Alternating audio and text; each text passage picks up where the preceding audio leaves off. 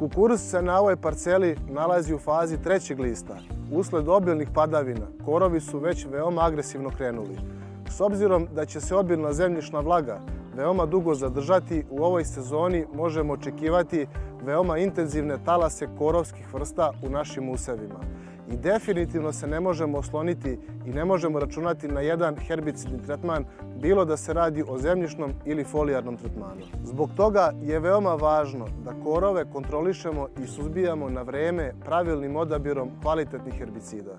Da napomenemo jednu važnu činjenicu, da izbjegavanjem upotrebe zemljišnih herbicida dolazimo u situaciju pojave smanjene osjetljivosti ili rezistencije pojedinih korova na folijarne herbicide. Baš iz prethodno navedenih razloga, Galenika fitofarmacija je razvila i spremila nov proizvod u svom portfoliju za suzbijanje mnogobrojnih najznačajnijih korova u usevu kukuruza.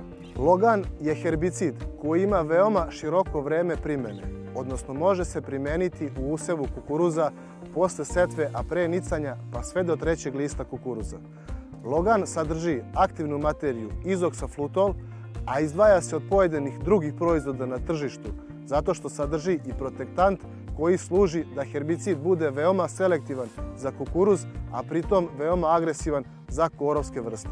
Logan suzbija jednogodišnje uskolisne korove poput divljeg sirka i semena, korovsko proso, sive i zelene muhare.